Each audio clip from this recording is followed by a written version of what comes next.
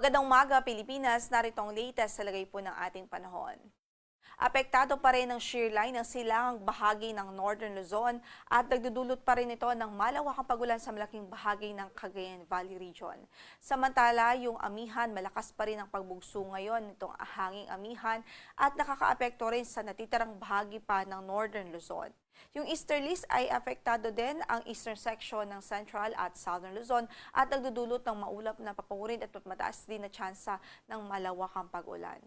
Maging ang Palawan Province, kasama na po ang Calayan Islands, asahan din natin ang maulap na papawirin at mataas na tsansa ng mga pag-ulan dahil pa rin sa epekto ng trough nitong si Severe Tropical Storm Koto. Ito po yung dating si Bagyong Verbena na nasa labas na po ng ating area of responsibility. At kahit nasa labas na po siya ng ating PAR, yung kanyang trough patuloy na nakakaapekto dito po sa Palawan Province. At para po sa ating impormasyon, ang kanyang location ay nasa layong 275 kilometers north-northwest ng Pag-asa Island, Kalayaan, Palawan.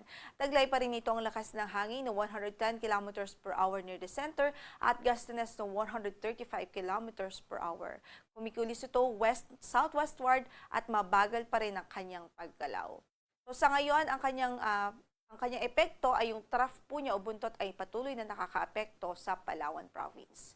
Samantala, para sa pagtaya po ng ating panahon, asahan po natin ang maulap na papawirin at mataas po ni tsansa ng mga malawakang pag-ulan dito pa rin nga po sa Cagayan Province, sa Isabela, Apayao, Kalinga, Mountain Province, maging sa Ifugao at maging dito po sa Nueva Vizcaya at Quirino dahil pa rin po sa epekto ng shear line. So sa mga kababayan natin dyan, patuloy tayong mag-ingat sa mga pagbaha at patuloy na banta po ng mga pagguho ng lupa dahil sa halos tuloy-tuloy na mga pagbuhos ng ulan.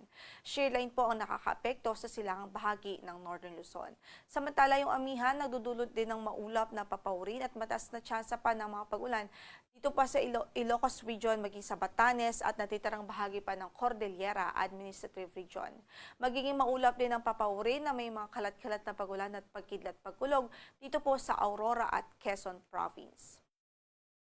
Samantala, dito nga po sa Palawan Province, asahan natin ang maulap na papawirin at mataas din na tsansa ng mga pag-ulan, kasama na dyan ang Calayan Islands. Dahil rin po yan sa epekto ng trough o buntot nitong si Severe Tropical Storm Koto o yung dating si Bagyong Verbena.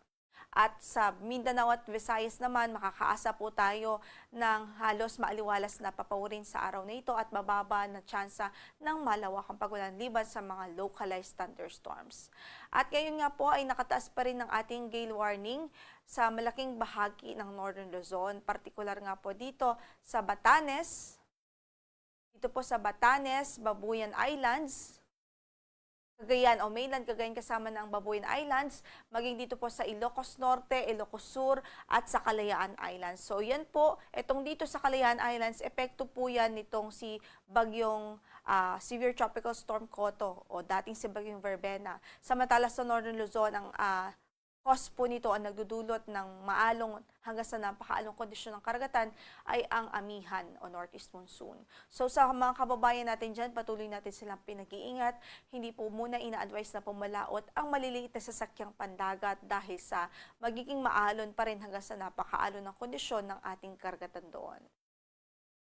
Samantala, in effect pa rin ang ating weather advisory. Ibig sabihin, 50 to 100 millimeters of rainfall pa rin ang pwede pong maranasan dito sa Apayao, Cagayan at Isabela. Dulot po ng epekto pa rin ho yan ng shear line. So sa mga kababayan natin dyan, mag-ingat pa rin ho sa patuloy na banta ng mga localized flooding, lalong-lalo na po sa mga low-lying areas at sa mga lugar na malalapit po sa ilog. By tomorrow naman ay posible pa rin ang 50 to 100 millimeters of rainfall sa Apayao at Cagayan. Epekto pa rin po ng shear line. Ang sunrise natin for today is 6:04 in the morning at lulubog ang araw mamaya sa ganap na 5:24 ng hapon. Yan ang latest mula dito sa Pag-asa. Ito po si Lori de la Cruz Galicia. Magandang araw po.